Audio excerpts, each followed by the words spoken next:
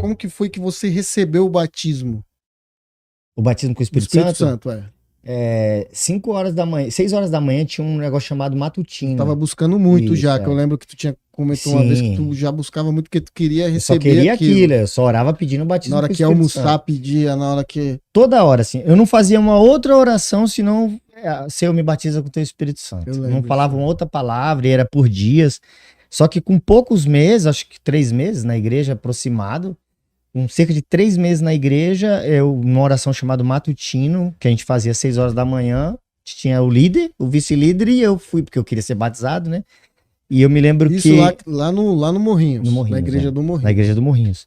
E tava lá, na época era o irmão Zezinho, que depois virou Lembro, pastor. sei quem é. O pai do Aldileno, que eu não esqueci o nome dele também, que é o pai do bispo Aldileno, também tava, que ele também era responsável, e a gente ficou orando ali. E eles começaram a falar em mistérios, aquela coisa toda, e eu comecei a chorar, porque eu queria falar também, né? E eu queria sentir aquilo, eu queria receber, e no meio daquele choro todo ali, 6 horas da manhã, uma neblina, eu nunca me esqueço daquele dia, que para chegar na igreja foi uma neblina, um dia frio, um dia que atípico mesmo.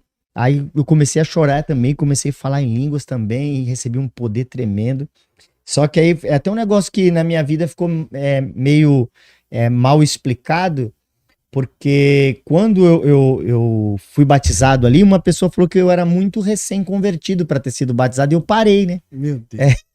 E eu parei porque a pessoa falou, só que era uma pessoa que não sabia de nada. Se era um irmão, falou assim, tipo, eu tô na igreja há vários anos, não fui, você com Isso que eu ia comentar agora. Com certeza eu nunca tinha recebido, né? Aí eu peguei, me encolhi ali e falei assim, não falo mais até um determinado dia, né? Que aí não deu para me segurar mais. E a evidência do batismo ali, que na verdade a gente fala, recebe o dom de línguas, né? Eu lembro uma vez que você recebeu, eu tava na igreja esse dia, e caiu muito poder, foi uma glória aquele culto.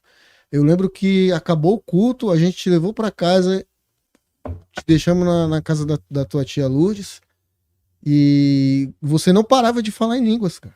Amanheceu o dia, né? Eu fui embora, a gente ficamos lá até de madrugada esperando para ver se tu voltava. Na expectativa, acho que ele foi arrebatado, acho que ou ele foi, ou ele vai ser. E aí chegou uma hora que a gente não podia mais ficar lá, que já era de madrugada. E a gente te deixou lá e fui embora de madrugada, e tu ainda não tinha parado de falar em línguas. Eu nunca tinha visto algo igual a isso, né? Para mim foi algo sobrenatural isso daí.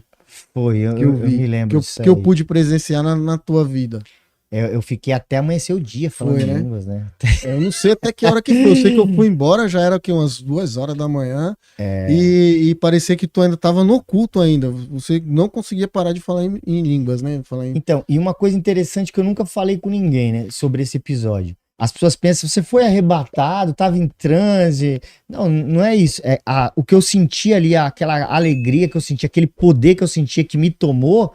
Tipo assim, eu não queria trocar aquilo para ter que ficar conversando com alguém, para falar de como foi o culto e aquilo. Então, aquilo toda vez, quanto mais eu mergulhava, ali, mais né? eu sentia poder e Deus falava comigo, eu recebia revelações ali.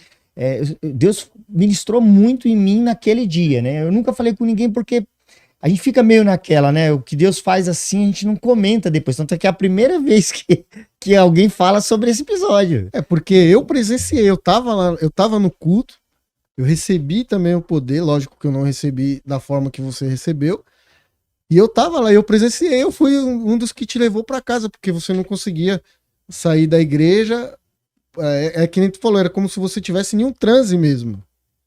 E a gente deixou lá, eu lembro que ficou sentado no sofá e a tua tia preocupada, o pessoal preocupado, mas ele não vai Chamaram parar. O pastor, né? Não vai parar. Aí o pastor foi lá, olhou, falou, não, deixa ele que é ele Deus.